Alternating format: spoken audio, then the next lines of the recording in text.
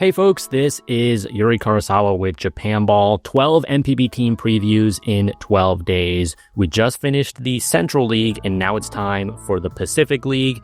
First up, it's the Saitama Seibu Lions. Definitely a year to forget last year where they went 49-91-3. They were on pace 1 point for 100 losses, which remember in a 143 game schedule, not 162 like MLB, that is pretty awful. One of the worst teams in franchise history. So we'll see if they can improve in 2025. But really the main issue with this team was the hitting. A 78 OPS plus as a team, 100 is league average, 22% below league average is almost unheard of. The pitching wasn't all that bad, 97 ERA plus, and then actually a good defensive team with one defensive run saved throughout the course of the season. What did they do over the off season? Well, they pretty much overhauled their entire foreign player core, bringing in Emmanuel Ramirez, Trey Wingenter, Leandro Cedeno, and Tyler Nevin.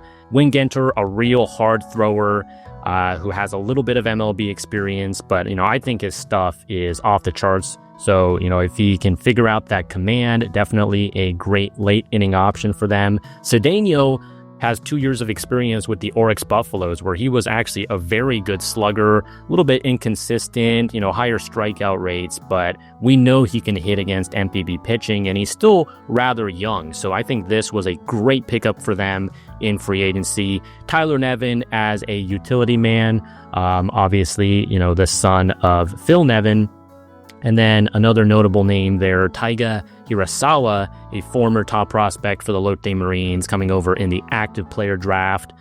He's been, a pretty big bust in NPB so far, but maybe, change of scenery will be able to help him out. Subtractions, Albert Abreu, Jeffrey Yan, and Jesus Aguilar. Again, some of these foreigners who didn't really work out for them. Although Abreu and Yan actually got a decent amount of time in the bullpen last year. They just weren't all that great. Keisuke Honda, a longtime reliever for them, going over to the Oryx Buffaloes in the active player draft. And then Yuji Kaneko, who had a 50 stolen base season at one point. A outfielder who was with the team for a long time, has retired.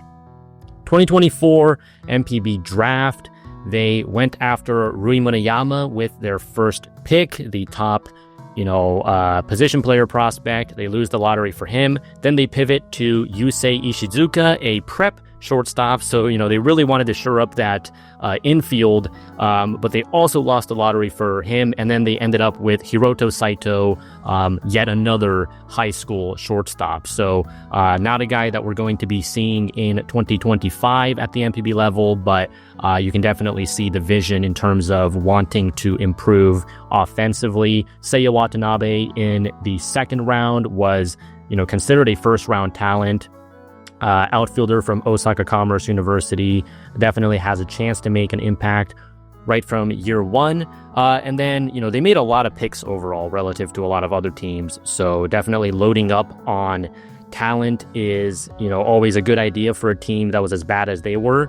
And hopefully they can hit on, at least 2 or 3 of these guys. Quan Chen Lin in the 4th round, very notable slugger as well. 2024 hitting leaders, not really too much to speak of. It's basically Ryusei Sato, and that's kind of it. Sato last year in 93 games, 20 doubles, 7 homers, a 123 OPS plus, a very disciplined hitter with an 11% walk rate there. He's been playing third base for them, but expects to move to the outfield this year. Daiju Nomura actually was really good after he got traded by the SoftBank Hawks.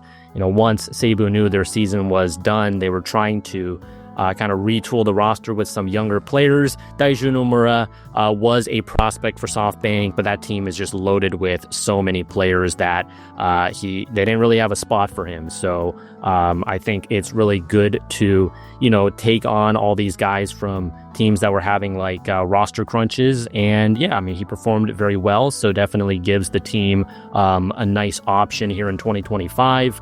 A couple of the older veterans, 40 years old, Takumi Kuriyama and Takeya Nakamura, still kind of mainstays on this team, alternating at DH.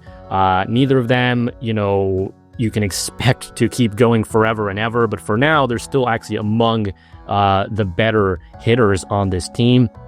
Middle infield duo of Shuta Tonosaki and Sosuke Genda is elite defensively, certainly, although Tonosaki is moving to third as Sato heads to the outfield, so no longer is that going to be the middle infield duo.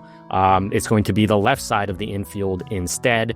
Manaya Nishikawa in center is an absolutely phenomenal defender, and he made a little bit of improvement in the second half last year offensively, but we got to see a lot more for sure. And then everyone else really just not good at all.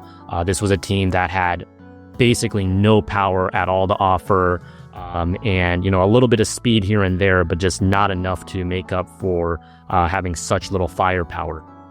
2024 pitching leaders. Kaima Taira started the year in the rotation.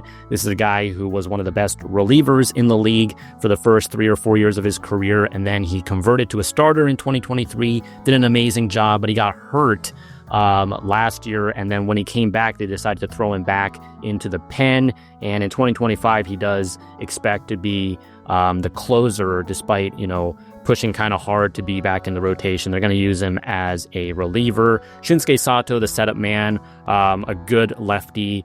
You see the sub-1 whip, so he does not give up a lot of hits, and he can be very effective. The rotation, though, even with Taima out of there, is pretty deep, especially for a weak team. Like, you might associate, a team that almost lost 100 games with, they must have a really bad rotation. But no, Seibu has some really nice arms there. Tatsuya Imai won the NPB strikeout title with 187 punch-outs, 125 ERA plus. It was a 26% strikeout rate. He is one of the most electric arms in Japan. 95 to 97 on the fastball, and just has a beautiful slider to pair with it.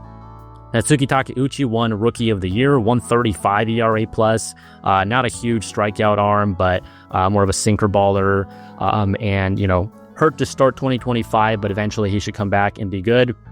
Chihiro Sumida, 179 innings, so him and Imai were definitely, getting the bulk of the innings there for them. 106 ERA plus, very good in the second half. Disgusting changeup. I really think this is one of the best front threes in all of NPB. Rotation kind of thins out after that, but you do have someone like Kona Takahashi, who is a prime bounce back candidate. 2024, he goes 0-11. With a 3.87 ERA, which, even in the dead ball era, that is not such a bad ERA to where you should be winning no games at all. So obviously no run support, but this is a guy who has, aspirations to go to MLB one day, and I still believe he's quite good. Bullpen, other than Taira and Sato, wasn't really too notable. Abreu, in terms of the surface level stats, was pretty good, but kind of a low strikeout rate for being a hard thrower. And then, otherwise they did have a little bit of instability there. How do they line up for this upcoming season, though? So catcher, you have Koga and Tsuge, who are two younger guys. Koga has represented Samurai Japan at the national level before. They're trying to kind of build him up to be a good kind of defensive backstop. He has a good arm behind the plate. Sumitani's the veteran. This is a pretty weak carousel in terms of the hitting. First base, I do think Daiju Nomura deserves a shot there just to be the everyday guy. He has good plate discipline, and obviously he was among the better hitters for this team in the second half after he came over from the Hawks. But Leandro Cedeno, who they brought in, could also play first base. Second base, now that Tonosaki should be moving full-time to the hot corner, can be Natsuo Takizawa, kind of a speedy slap hitter who plays good defense. Shortstop is going to be Sosuke Genda, as always. Elite defender, and usually around league average with the bat, so still a very valuable player, always racks up 4-5 WAR fairly easily. Third base, as we mentioned, is Tonosaki, although you have some other options now like Takayoshi Yamamura or Tyler Nevin. Outfield, Seiya Watanabe, their second round pick from last year, Tyler Nevin, and Takuya Hiruma. who was their first round pick 2 years ago. I think, any of those guys, honestly, you could kind of rotate them just to see who ends up sticking. At the very least, they have more options there than they did before. Outfield for this team has been brutal over the past 4 or 5 years. Basically, ever since Shogo Akiyama left, this outfield just has not been the same. They've produced very little collectively. Manaya Nishikawa in center, like I said, is an excellent defender. We'll see if he can take a step forward with the bat. Shinya Hasegawa put up great numbers on the farm, not so much at the NPB level, but I do like him as a prospect. And then Sato moving there to right, but you got some other options there again, like Hiruma or Kishi. So again, I don't think this team is really, great offensively, but it's certainly an improvement from 2024. Oh, and I actually missed DH. So yeah, Leandro Cedeno there should slide in at DH, provide the team, at least 20 to 25 homer upside there, which they just simply haven't had over the past few years. In the rotation, Imai, Sumida, Takeuchi, beautiful big three there. And then Kona Takahashi, if he gets back to 2022 or 2023 form, that is you have the makings of a really good rotation. Wataru Matsumoto and Watanabe there are all right. They have some pretty okay surface level numbers. I don't love the stuff. I think they're going to regress a little bit, but they're not terrible. Bo, who's Bo Takahashi, he just happens to go by Bo, Japanese Brazilian, another guy that doesn't really have overpowering stuff. It's pretty low strikeout rates, but he's done an okay job in the back of the rotation now for a few years. I really think Shinnosuke Hada or Shinya Sugai, they're two big left-handed pitching prospects. One of them should step up and take a spot here in the rotation sometime in 2025. Hada is a real hard thrower, up to 97, 98 from the left side, considered to be the Randy Johnson of Japan. I mean, that is a pretty aggressive comp to make, but he is very talented. So very excited to see what this rotation can do. Bullpen, Taira, Wingenter, Sato, those are some pretty good arms. Wingenter, again, we got to see with the command, but I think the stuff is there. Taira, as much as I wish he got the opportunity to start, I mean, one of the most cerebral pitchers in all of NPB, always talks about his vertical approach angle, and he understands pitch shapes, and I just think this is a future major league talent for sure. Kaino, another guy that can touch 100 miles per hour, so they definitely have some pretty high octane arms. Yoshinobu Mizukami there towards the bottom of the bullpen depth chart, won Rookie of the Year like 3 years ago. So he's kind of fallen off since then, but he does have talent. And then obviously they brought in Ramirez as well. So the bullpen's not bad. It doesn't really jump off the page quite like the rotation, but I think they have enough there to where it can be around average. But yeah, I mean, this team is going to have a really tough time putting runs on the board. Should be much better than they were in 2024, though. And they did definitely look better in the second half last year compared to the first half. But we will see what first-year manager Fumiya Nishiguchi can do with the Seibu Lions here in 2025. Can they turn things around?